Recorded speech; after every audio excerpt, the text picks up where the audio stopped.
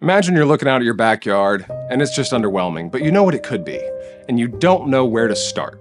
So here we're gonna go over how to start your backyard renovation project from start to finish, planning, brainstorming, all that. Step one, plan out the space.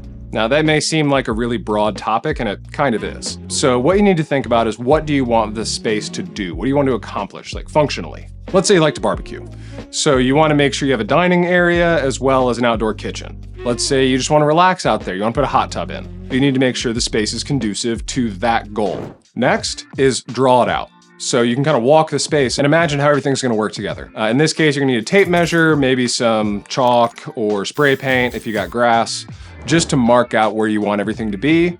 And you could even put in props just to see how everything's going to flow together before you start calling contractors or looking at material that you need to buy.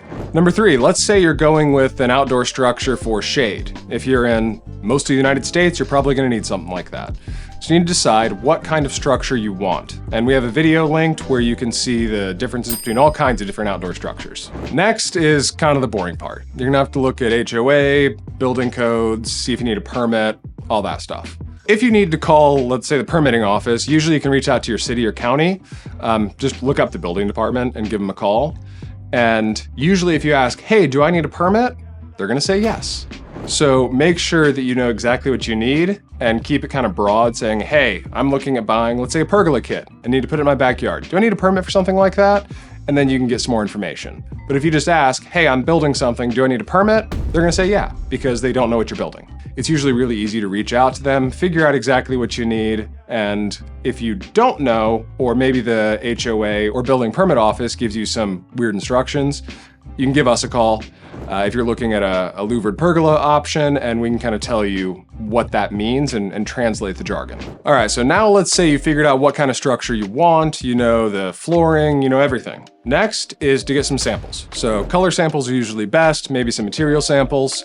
If you're looking at a larger investment on something, usually if the company is reliable, they'll be able to give you some samples for color match and materials, so you can kind of hold up maybe apples to apples, see what two different suppliers will provide you. With those color samples, you can figure out what match works best for the flooring, the house, the window trim, the structure itself, and really get a good idea of what you need. Now, let's say you're pouring concrete or you have pavers, anything like that. If you are doing that and you know you're getting an outdoor structure, permanent structure, pour the footers while you're at it. It makes things a heck of a lot easier. So with us, you can reach out, we'll send you footer diagrams for basically any size we offer. And then you know exactly where to place the footers, make sure they're square, and then where to pour them. So pour your footers first, and then come back in with whether it be your stamped concrete, a concrete pad, pavers, whatever that may be. Now, if you're doing pavers, make sure you put the structure in first, and then come back with the pavers. If you're just pouring concrete, pour the concrete, you'll be fine. Next is the fun part. You get to build your structure. So when you build that structure, with something like ours, we recommend 2 people. Just because if you go with something really big, like a 12 by 20 or even one of our super pergolas, 2 people makes it a heck of a lot easier. That 20-foot beam can get really unwieldy if it's just one guy on a ladder. Now the structure's up, you're not quite done. You'll need to put in your patio furniture, let's say the landscaping, pool, all that stuff. So once that's all done, your space is complete. And after you've enjoyed it for a few months and you know exactly how it's working, maybe there's some shortcomings, some things that you wish you would have added. That's where you come back in with accessories. Whether it be a fan or drop screens, once you've used the space and understand how it all works, then you are much more informed to decide where you need different accessories. And then you're done.